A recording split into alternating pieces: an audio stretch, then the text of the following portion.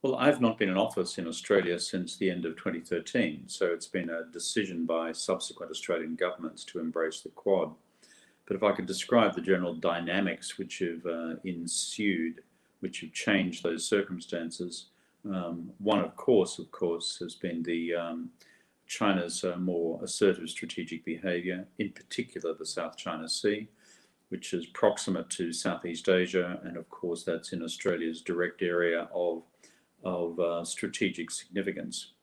I think the second factor has been this.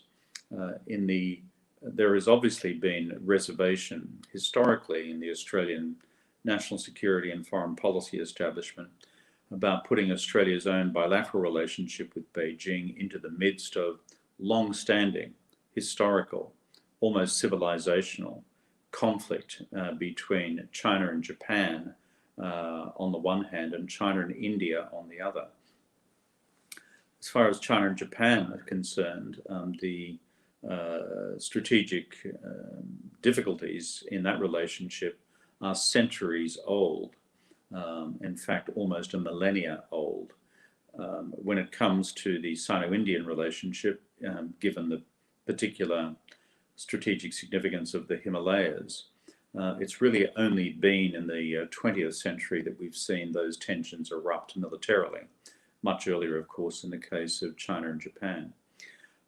But therefore, there was an understandable reluctance in Australia to hitch our star to this Quad wagon when you were also embracing a whole range of underlying historical and in some cases racial, cultural and civilizational disagreements between India, China and between China and Japan.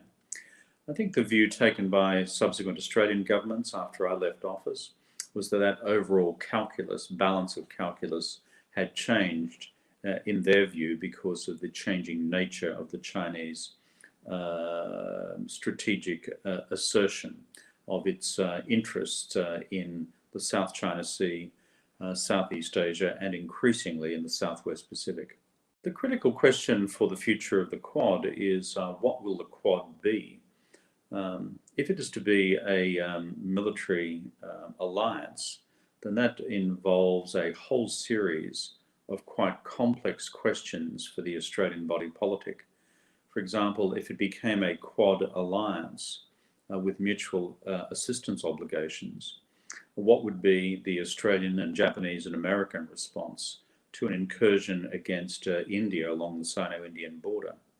Or what would be the Australian, Indian and American obligations be in response to a military incident, for example, the downing of a Japanese aircraft or the sinking of a Japanese naval vessel in the East China Sea associated with Senkaku Diaoyudao?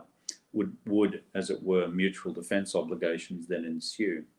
Because up until now, Australia's only mutual defence obligation has been to the United States. And the only time we've invoked that in the history of the US-Australia Defence Alliance, which began formally in 1951, was in fact in the events of September 11, which of course triggered our participation in the military action in Afghanistan. So I think these are important considerations for the future for Australian governments to work their way through in terms of wider military consultation, wider foreign policy collaboration, wider coordination of policy in terms of economics, policy and strategy in the wider Indo-Pacific region. I think there are strong merits in terms of Quad collaboration, but there is this overriding question which needs to be resolved in terms of any, as it were, evolving treaty obligations in the direction of these various theatres.